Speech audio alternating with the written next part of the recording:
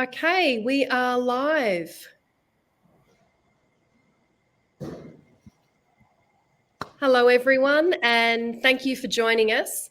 My name is Renee Peaty. I'm from Striven, and for those of you who don't know of us, we're your one-stop shop for everything. So curated professional development content, coaching, mentoring, networking, and courses. I just want to say good morning to everyone who has joined us from this side of the world, and we might have some people joining us from the US, so good evening to you.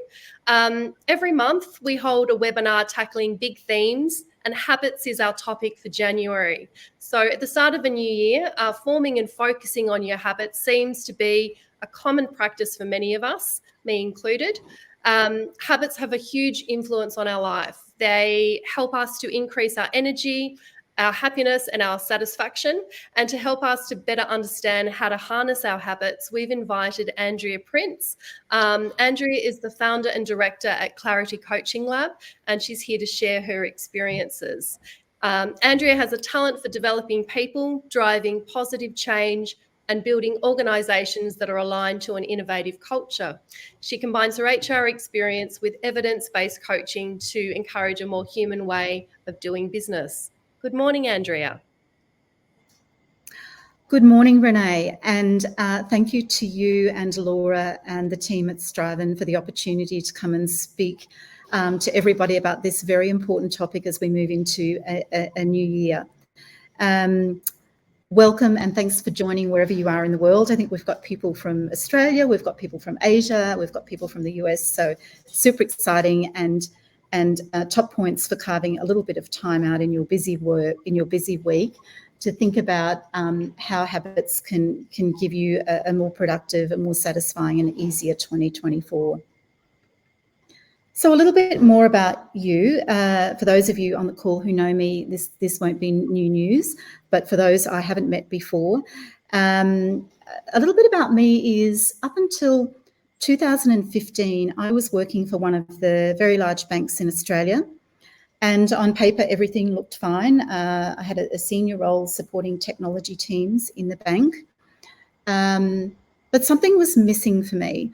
So when an opportunity came up to go and work in South Africa for a fintech startup, I jumped at it. So trading the suits and the heels for jeans and t-shirts, off I went with my suitcase. And I'm telling you this story because it was an absolute pivotal point for me in my career, and it's why I'm a qualified coach and why I've established Clarity Coaching Lab. When I moved to South Africa, hadn't been there before, I realised that the bulk of the population were in poverty, and we worked a lot with young people when we were establishing the new bank. We were looking at how to bring young people into jobs, and young people with loads of potential, way smarter than me, who just had not had an opportunity. They had not had parents who had worked. They had no computer to develop a CV. They had no way of printing out information to go to a prospective employer or email it to a prospective employer. So that for me was like a light bulb moment about how can we support individuals to realise their unique and full potential. And this work and what we're going to discuss today is really what I'm passionate about. So with that, about today, some of these concepts you will no doubt have heard about, and I think the benefit of today is what you do with the information. So please reflect as we go through and think about it, what it means to you, given your day, your week, your month, your 2024. And this is important, I think, for each of us because we all have a particular goal or objective that we're striving towards, or we might want to change that we're wanting to make. We might have a vision that we're wanting to realise. If you're stuck on setting a goal or developing your own vision that gets you really excited, please send me a message. I'll give you some contact details at the end of this session. So I encourage you as we go in to think about your why and why you're wanting to make these changes and why you're wanting to develop different habits. So how are we all feeling this week? I'd like you to, if you can, drop an emoji in the chat. They don't have to be the same as these emojis, but one is really, I'm cool, calm, and collected. I've got this.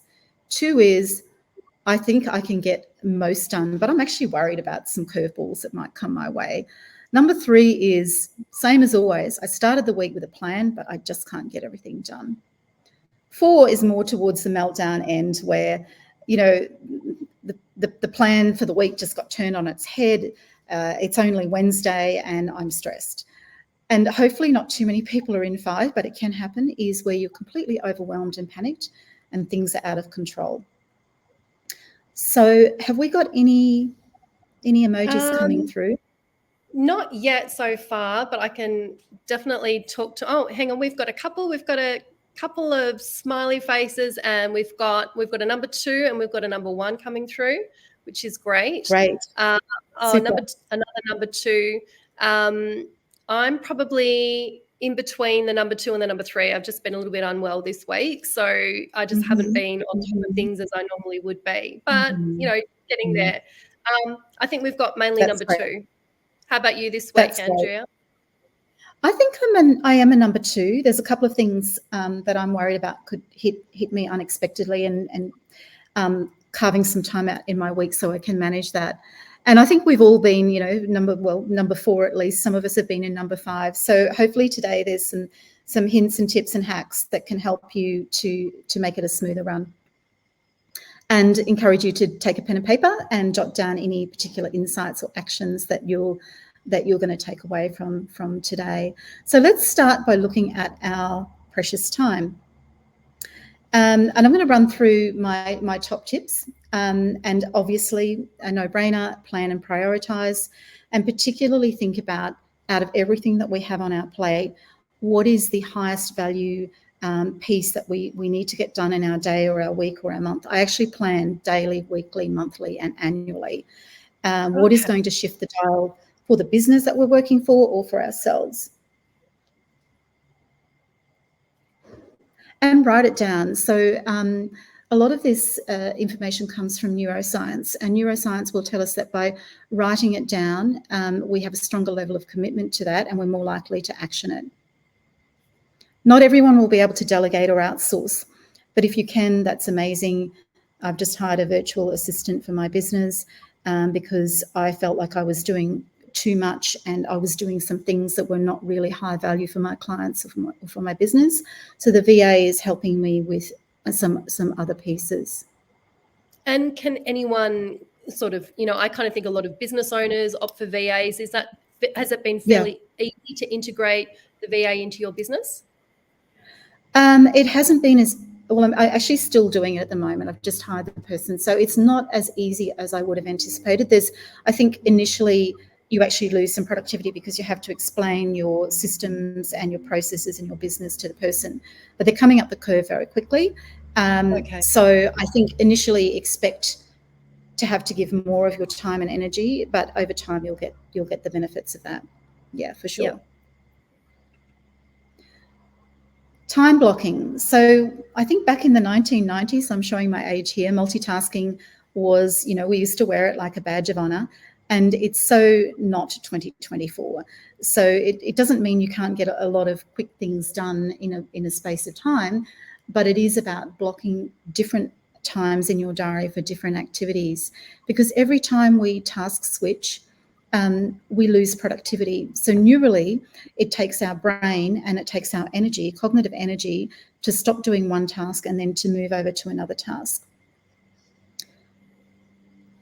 Renee, do you have are you doing time blocking at the moment? Yeah, in your business? So what I tend to do is at the moment, sort of, I go through stages, but at the moment I'm using the 2-minute rule. So if I think it can be completed in 2 minutes, I'll try and do it as soon as possible or immediately. If it will take longer than 2 minutes, then I schedule some time in. So I'll schedule time into my calendar to complete it. And then there's another 2-minute rule, which is if there's something that you've been putting off that's at the bottom of your to-do list and you never seem to be able to get to it, just set aside 2 minutes to make a bit of a start on it. And then you end up spending at least minimum sort of 5 to 10 minutes on it anyway, if not longer. Right. But that's what I use at the moment, and I find that it reduces the time because I don't have to remember to do these simple sort of, and it's mainly sort of admin based tasks. Yep, yep. That's a great example. I use it as well in that if I've got something difficult, it's a combination of reward and environment and time blocking, but I take myself out of my home into my lovely local coffee shop and I give myself 1 hour or 2 hours and I get it done. More often with deep work. I think coffee shops are good if you are working from home, going somewhere where you can minimize those distractions and not have other things going on around you as well, are good. And we've just had Amy comment about time blocking. She started time blocking last year and it's really helped her. Thanks, Amy. I wonder if that's Amy in Hong Kong. I hope so. And I think you had a story for me, Renee, about, did we talk about this already, about the Apple Watch? No, we haven't spoken about the Apple Watch, but so I feel a bit bad saying this on a LinkedIn Live, but yeah, I was gifted an Apple Watch by my husband for Christmas, and it's just not the right sort of gift for me. I do get distracted. So I've removed all of my, Facebook, Instagram off my phone so I don't go into that little tunnel of being distracted. And to be honest, the last thing I need is a text message coming through on my watch as well as my phone as well as everything else. So I try and reduce notifications and take all of those apps off, so I'm not constantly moving from one thing to another and getting distracted by what could be a minimal thing and take me off task. That's great. I mean, my distraction is I have to sweep the floor, and it's really not an important piece at all, but I get distracted when I see stuff on the floor that needs to be swept up. Moving on, gamifying our day. So I've got two great examples here. I know when I worked in the city, I used to get my cappuccino and then go into the office. Now I'm in the country, I've switched it around. I make sure that I do something challenging first up in the day. And then I'll go out and get a cup of coffee if I'm not working in the coffee shop.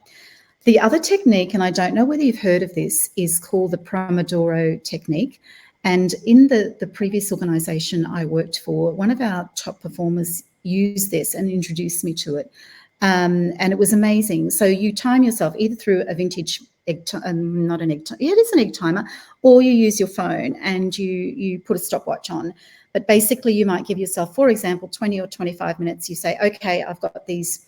You make sure it's realistic. I've got these pieces to get done. You get them done, and then you reward yourself with a break. So that's another really cool technique. Yeah, actually, I've heard of a lot of people doing that and having a lot of success out of it. So rather than kind of going, I've got all of these tasks, all you do is committing, is it 20 or 25 minutes to it? Yeah, and then whatever works. Yeah, taking a break. Yeah, absolutely. This one's an oldie but a goodie, but efficient meetings, most of us know this, but I think particularly in corporate, we invite lots of people to the meetings because we don't want them to feel like they're left out. But honestly, a short meeting's a good meeting. Be very mindful about whose time and energy you're using by asking people to come into a meeting, and make sure you've got a really focused agenda. If there are managers in the... Sorry. We had a comment come in about the Pomodoro technique. Someone just said they've tried, but always find that they're stuck at their desk, so they're not able to take that break. There just must be an influx of tasks to complete. That's really hard. I mean, I don't know what job you're in, but the ability to carve out some time is very difficult. But I guess if you're in for example, a service role where you're hit with a lot of customer demands on an ongoing basis, then that might be difficult. But the ideal is, if you can manage it, is to try and carve some time out in your day or your week to give yourself space, because if you're constantly reacting, it's quite challenging. Yeah, you need that break as a reward, I think. Yeah, for sure. If we've got any managers in the room who are leading teams, just also be mindful about how if you're changing your schedule, it will create some whiplash for your team in terms of they then need to replan and reprioritize. So I'm not saying never change your schedule, because I know that's not realistic, but just be mindful of what the impact is to your people if you do that. And finally, be aware of how many times you interrupt others, whether that be people you're sitting next to at work, or, you know, Renee and I think we were talking before, I think we had a pretty good cadence leading up to this. We weren't peppering each other with lots of emails and messages until yesterday. Then obviously it gets a little busier as you get closer to the event. Yeah, we just scheduled in, I think, 2 different chunks of doing some technical run-throughs, and then some guidance documents in terms of how the webinar would run and flow. So yeah, so you've been great to work with, actually. You too. So we've got 100% of time. We don't have 110%, 120%, 150%. So how do we carve up this pie? And many of you would have seen this before. It's called the Urgency Importance Matrix, also known as the Eisenhower Matrix. Apparently Eisenhower developed this. And you can see on the y-axis there's importance, and on the x-axis there's urgency.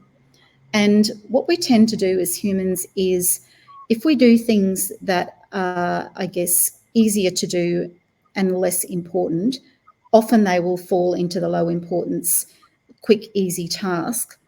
We get a little dose of dopamine in our brains. You know that really good feeling you get when you tick off your to-do list? That's it. Sometimes, not always, I'm making some generalizations here. Sometimes the high value pieces might require some more thinking or some more energy or some more time. And that's where my sweeping the floor comes in. You know, if I've got the assignment to do, I might sweep the floor instead of doing the assignment. So just be aware of that. I mean, this matrix is really saying, if it's really important and really urgent, do it now. That's that top right-hand box. If it's really important but you don't need to do it now, make a plan, schedule it. And if it's not important and not urgent, delegate it. Now, I do say that with the caveat that I know not everyone's in the situation where they can do that. And then you've got your lower priority options, which you can just push to later. So I hope that this is a valuable framework for you. We will be providing these resources to you after the call as well. I love the dopamine hit so much that sometimes on my to-do list, I put things that I've already completed just so I can write them down and then put across through them. I'm guilty of that. I'm guilty of that. I've been doing the to-do list for many years now, and it is a great feeling. We could go into a whole bunch of detail about that. We could have color codes for, you know, these 4 categories and all sorts of things. I do have a today list, an urgent and a non-urgent list, as I'm sure many people do on the call. So having spent some time looking at time, let's look at our energy. And I'm going to go through some top tips here. And the research will tell us that the time of the day when we're most productive varies between people.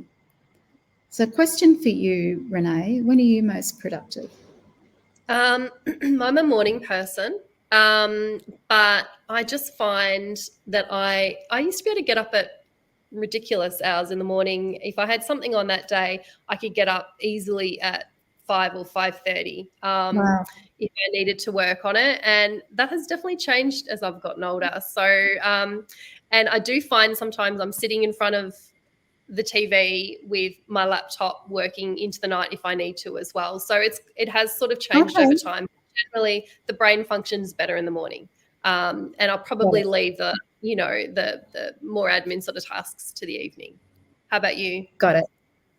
I'm in the morning as well. And then I have a burst sort of like late in the afternoon, probably 4 p.m. to 7 p.m. is another really good time for me. But the guidance here is that, you know, in terms of our energy, that's when we're most pick the time of the day when we're most productive, and that's where we, you know, ideally should be doing the things that are more challenging or high value. When we're a little bit less energetic, pick the things that are really easy. So for me, if I'm having that 3 p.m. slump, I'll go and pay my bills because I know that's a really easy piece to do. Yeah. There's been a lot of debate recently about motivation versus our environment. And I'm going to start by talking about motivation. And there's a couple of pieces to this.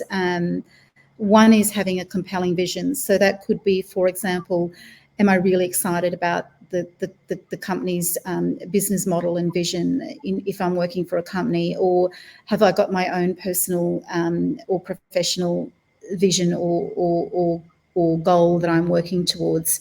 Because, you know, life's too short not to be excited about what we're doing. So that would be the first thing I would say.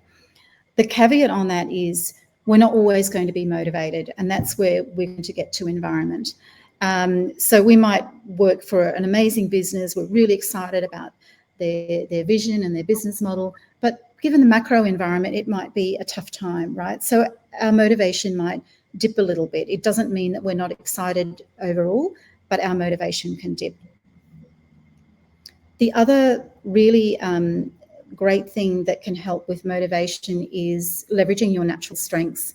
And if anyone wants any more information about how to unpack your own natural strengths and preferences, just send me a note and I can help you with that. But this theory is that we all naturally we're born with a natural strength or preference for different types of work. And that if we can leverage those, not 100%, because I don't think there's any job that is ever going to let me leverage my natural strengths and preferences.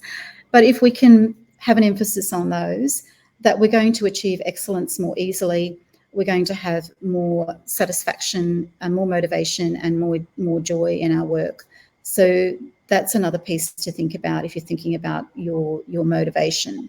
Don't know whether anyone's got any comments on that.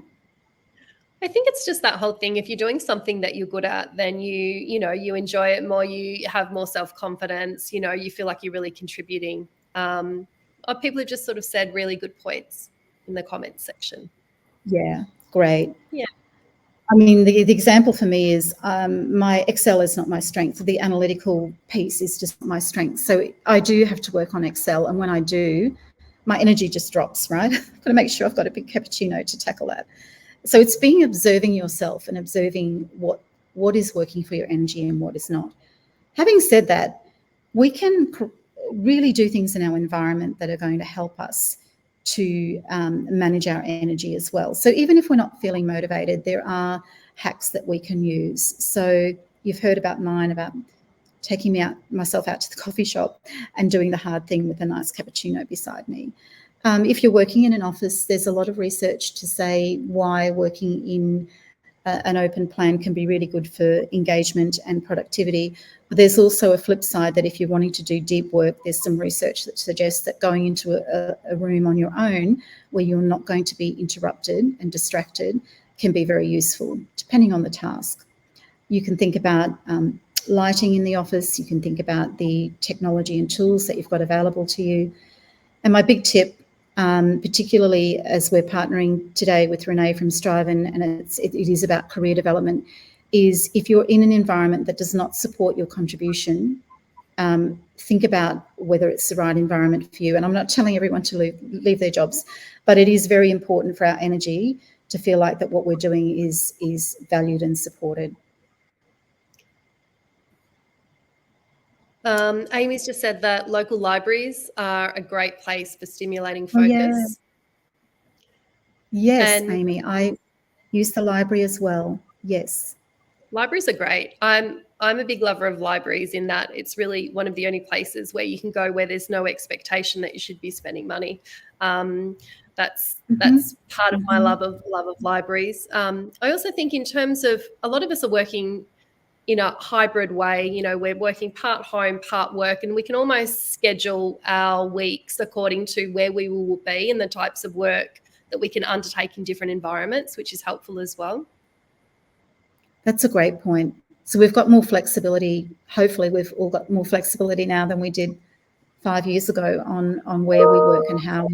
I know that's not the case for everybody, but I'll declare my hand. I think that the mandate to have people back into the office is going to be very vintage very quickly. I think, you know, as a HR professional, I do think we're going to lose out on talent by not giving people the flexibility to work when and how they want, for all these reasons that we're discussing today. What else did I have here? Headspace for deep work. We've talked about this a number of times this morning, but do give yourself permission and space if you've got to dive into something that's going to be, quite a lot of thinking power. And your well-being, and we've all heard about this, but just to underline it, we're not machines.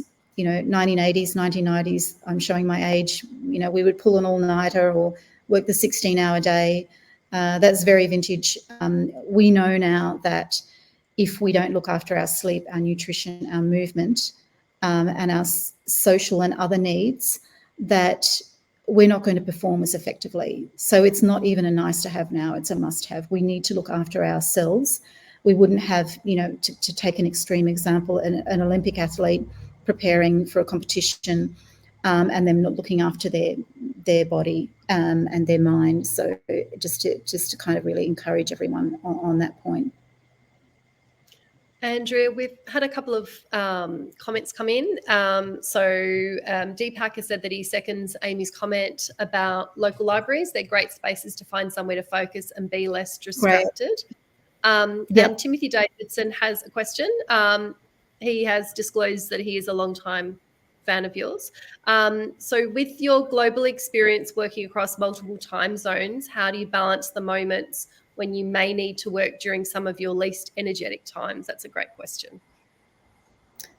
So thank you, Deepak, and thank you, Timothy. Hello to you over in Boston. Timothy, this would be because we were on calls when Timothy was awake in the morning and it was midnight my time. That's why he's asking that question. And I think, look, if you are working in a global business with different time zones, it's another level. So Timothy, what you may or may not know is that I used to have a sleep in the next day. I used to block out my calendar and just say not available. And it might be 9 or 10 a.m. before I awoke. And I would also tell the team that I was leading that I'm not going to be available because I knew that I couldn't physically keep going, especially during the pandemic with lots of late night calls. I don't know whether other people experienced that, but it was a bit hectic. But thank you, and nice to hear from you, Timothy.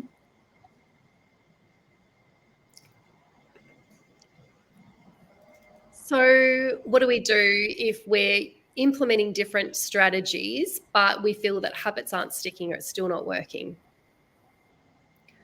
Thank you for that question, Renee. Great question. I've got one of my favourite models to show you, and many of you will know this. This is called the iceberg model, and this is a picture of an iceberg, and the things above the waterline are things that others can see in us. So things that we say, do, our behaviours, the results that we achieve, they're observable. Underneath the waterline are things that are not observable to others and may not even be conscious to ourselves. So things like our mindset, the way we think, our values, our beliefs, our past history, for example, that might influence how we feel. And sometimes things below the waterline can mean that we get stuck as humans. And I think if this happens, it's really useful to consider that and actually to consider it with someone else, because talking this through can just bring a fresh perspective and can also challenge some of our assumptions. So that could be talking it through with, if you've got someone that you work with or that you know, that you trust and you value their opinion, you could talk to them. If you work for an employer who's got an employee assistance program, I would highly recommend that, or a counsellor, or of course a coach. We're quite good at diving below the waterline and unpacking what might be resulting in you feeling really stuck. A lot of the clients that I work with know it all. I know I should be doing this, and I know these are the behavioural changes I need to make, but are having trouble getting traction on that. So encourage you to, if you are feeling a little stuck, to think about that and the ways that you can reach out for help with that.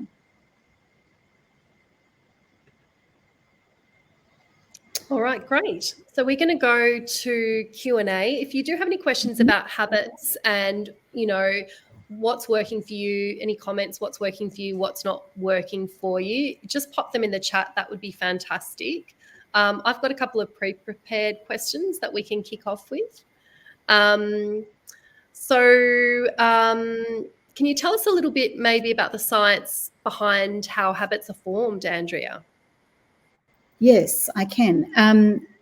So there's a concept called neuroplasticity, which is how our brain can physically change and morph. And the idea is that if we're developing habits through consistent and repeatable actions, they can actually change the neural pathways in our brain, and make it, I guess, more automatic, so that when we're wanting to make a change in behaviour, those behaviours become more automatic. So an example is most of us brush our teeth right before we go to bed. That's a great example of something that we've done consistently over a long period of time, and it's now an automatic thing. We don't really have to think about that. There's a lot I can talk about. Big fan of the book by James Clear called Atomic Habits. And if you want me to dive a little bit into that now, I can, if you like, Renee. I'm a big fan of Atomic Habits. So yeah, happy, if you'd like to talk a little bit about some of the key learnings from that book. Yep. And he's an ex-athlete and now performance coach. The book is actually a very heavy read, so I'm going to try and summarize the headlines for you. But also, if you are looking at it and you do enjoy a good audio book, I'd suggest you go the audio route. But he starts with the importance of setting realistic goals, and most importantly, breaking those goals down into micro steps. So he's all about consistency, taking small steps over time to get to the larger goal. And he reinforces a concept around patience. So I know for me, I'll go to the gym for 1 week and lift some weights, and then I'll think, well, why hasn't my body transformed? So remembering to practice my patience, right? I need to be there for 6 months or a year, and doing the consistent actions and the small steps, and rewarding ourselves with that. He has a technique, and I'm just going to look at my cheat sheet here, about, this is the biggest takeaway I think from his book, is how to make a habit obvious, attractive, easy, and satisfying. So I'll give you the example of the gym for me. To make it obvious is the night before, getting my gym clothes out close to the end of my bed. So in the morning, I don't have to faff around thinking I'm not motivated to go to the gym. I don't know where my gym clothes are. I'll sort it. I'm not going to go. So again, he's very big on environment versus motivation. So making it obvious, having them by the end of the bed. Doing some physical activity that is attractive. So the second piece is attractiveness. You will never get me running or doing extreme cardio. It's not something I enjoy, but I do enjoy lifting weights. So the attraction for me is choosing something that I really enjoy, lifting weights. Making it simple and easy. I have a personal trainer, and to make it easy, we go set by set, rep by rep. And if it wasn't for making it that simple and easy, I don't know whether I'd actually get it done. And making it satisfying. So I always couple my gym session with my favourite cafe in town, because I'm in the country, so I have to drive in to get to the gym. And it's a cafe that has really delicious and nutritious food. And that's almost like a reward, and helps me to create like a satisfying experience for my workout. One more piece from James Clear, sorry, Renee, is that it's really important sorry, go ahead. I was just going to say that makes it a really nice experience afterwards. It does, which brings me to this point about layering. And layering is, if you have something already in your routine, can you add it into that? So because I live in the country, there's no shops where I live. I have to drive into town a couple of times a week, which I like because it's away from the screen time. I'm on the screen a lot. So layering for me is, I already go to town, so let's layer it into an existing routine and structure that I have in my week. So remember, obvious, attractive, easy, satisfying, and then that activity of layering. Yeah, that's a great the most I took out of Atomic Habits, but I'd highly recommend the book. That's fantastic. We've got a question from Amy. What are some mistakes to avoid when forming new habits? Great. I think the all or nothing, and we've heard this before, but, okay, I've been to the gym for a week, my body hasn't transformed, so it's nothing. I'm not going to go anymore. I'm not going to stick with it. So, and I think, you know, there is that really important advice that every day is a new day. So don't beat yourself up or be negative if things have interrupted your plan or your new habits. Every day is a new opportunity to reset. So I think probably the biggest thing is the all or nothing, and the impatience is probably something that I think can really slow us down from getting the habits to be really sticky. Great. Well, if there aren't any other questions that have come through, and there haven't, maybe we could go to, I think you've got some resources that you recommend on this topic. I do. There is in the resource page this slide, which you know, I guess summarises a lot of what we've just talked about this morning. There is one point I want to talk about before we go to resources, which is about our nervous system. So there's a lot of information around at the moment which says, okay, I've got all these productivity hacks, I've got my big dream goal, but the nervous system can play a really important point in us crashing through that. So everyone, I think, on the call has probably heard about the fight, flight, or freeze response when we're trying to avoid pain. And, you know, I think for animals in the wild, it serves them really well. So if a gazelle's being chased by a lion, it's going to flee, it's going to freeze, or it's going to fight. Now that we're in our modern world, when we experience a threat or a potential pain, we can have those different responses in our body. We can fight, we can freeze, or we can flee. And flee often looks like avoiding the task. The research is really telling us at the moment that if we can fight, and it doesn't mean aggressive behaviour or anything like that, I'll explain. But if we can fight and move through it, sorry? Yeah. I was just going to say, so fight in the sense of just keeping on, you know, keeping on task, not abandoning it, pushing through. Yes. And pushing through those things that may take more time and energy. So, for example, it's really hot where I live in Australia, and every day at the end of the day, I'm attempting to do my 5K walk down to the lake and back. Now, because it's really hot, of course I want to stay in the air conditioning and I want to flee that thing, right? I don't really want to get out in the hot weather and walk. But my goodness, do I feel amazing when I do it and I come back.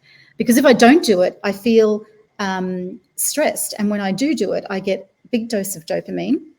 And I get to experience that really great feeling and generally less stressed. There's another book that talks about this really eloquently, and it's a book that I will reference at the end here, and it's called Burnout. But it's really about, again, using the body and moving the body can really take us through the fight stage, which will give us the dopamine hit. And even like, this is my first LinkedIn Live, so I'm waiting, you know, maybe in about 30 minutes, I'm going to experience a nice dose of dopamine after giving this presentation. You've done a great job for your LinkedIn Live. Oh, thank you, Renee. We get a lot of dopamine hits really quickly now. I think you were talking, Renee, about your kids and gaming, but you know, for me, it's Netflix or it's social media. It's not so much in the country, but when I was in the city, you know, ordering in the food rather than cooking the food. And that's to do with the pleasure center of our brain. And we can really overdo it. And if we're getting a lot of quick hits of dopamine, we actually need more and more dopamine to give us that good feeling. And there's a lot of research. If you read a book, and I have it listed at the end, called The Dopamine Nation, it's amazing because it talks about addiction. I picked it up and I was like, I don't think I have any addictions. And then I thought, actually, I think I do.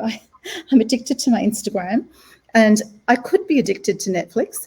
And it is really wanting that dopamine rush. Whereas if we delay gratification and do the hard thing, then we will still get dopamine, but it will be in a more sustainable form.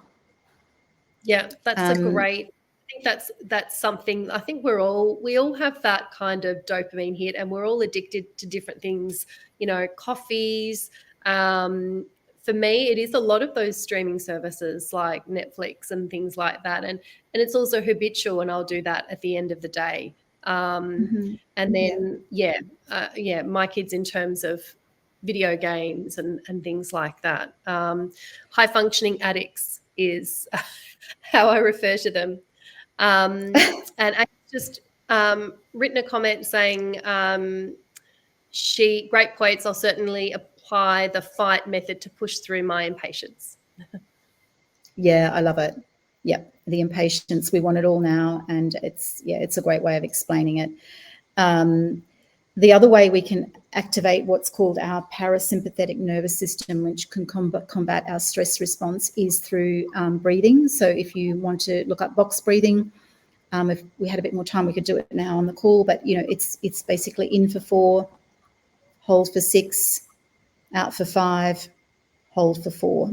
And that there's a lot of science around it, but it's, for those who participate in yoga or meditation, it's part of that as well. But that's a really good hack for if you're feeling overstimulated or quite stressed about something. And then the other thing, of course, is sleep and rest.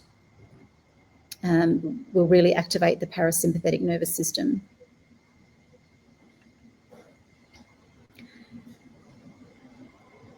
So take a minute to just go ahead. Sorry.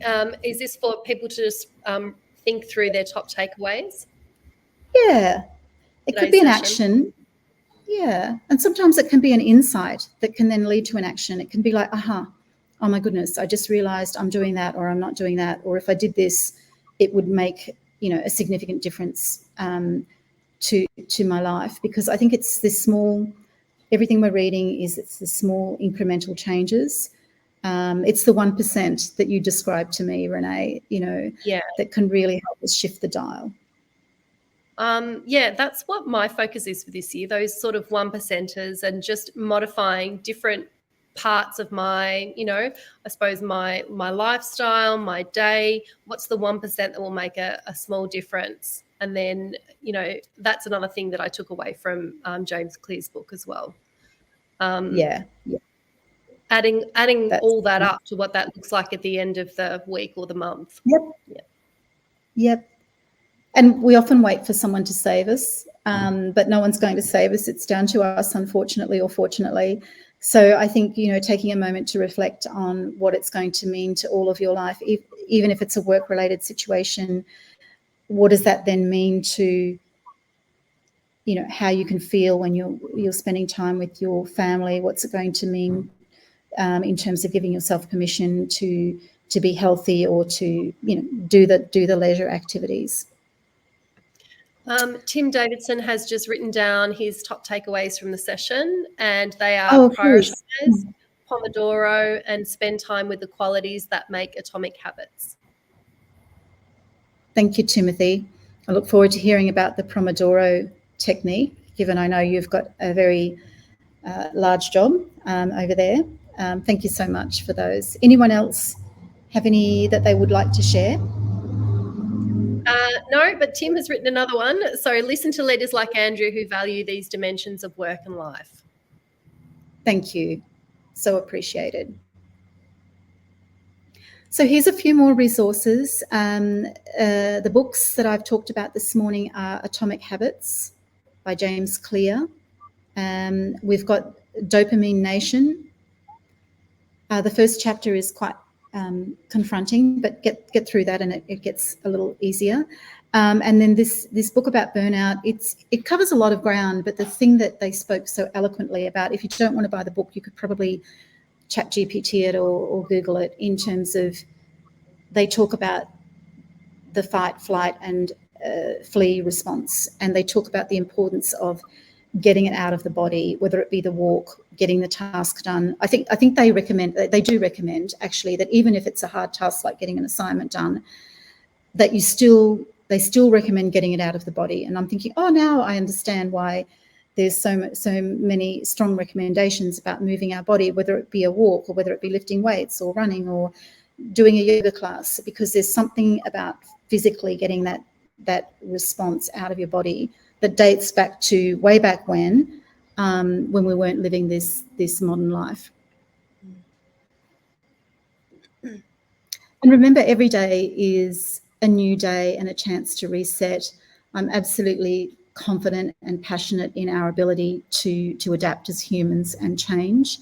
It's not always easy, particularly when you've got a lot of different pressures hitting you all at once. But I encourage you and wish you well in your endeavours to change even the smallest change in your day or your week or your month. Fantastic. So we might just, you kick off. You go.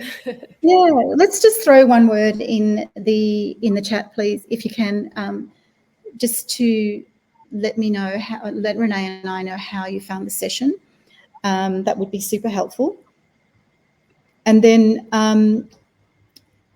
as a coach, I think that people really do achieve their best when they're supported to realise their full potential, and that can it always involves staring into things that interfere with that potential, whether it be things that are created by ourselves, our own mindset, or whether they be things that are created by, oh, the market's too hard at the moment, or I don't have the right technology to get this done, or my manager's not supporting me to do it. So I encourage you to really aim big. We've all got loads more potential in us than we typically realise. And if you would like any more other information, here is my LinkedIn contact details. And you can find me at my www.claritycoachinglab.com. But really happy to take any other, we've got some time, so any other conversations, questions, chats that you'd like. That's great. We've had some comments come in. They're the one-word takeaways. So we've had brilliant and re-energizing. And yeah, I definitely feel that there's a lot of value in those slides as well. And we can, we definitely send those out to people that came along today as well. But I think it's a useful resource where you kind of go, all right, so this isn't quite, nothing's quite working for me, and even going back to that matrix about, how I should carve it up, do I, can I delegate it? Do I prioritize it? How's that going to, how am I going to achieve that task?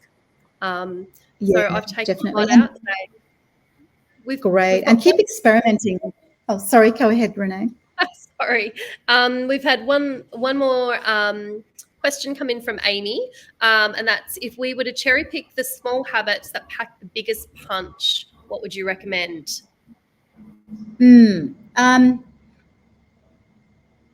I think this is going to sound like I'm answering a question with a question, but it does really depend on your context and what you're going after. So, for example, the habits are going to be very specific and meaningful to you. I think it really comes back down to designing the structure and the environment that's going to support your habits, rather than doing everything we've done to date.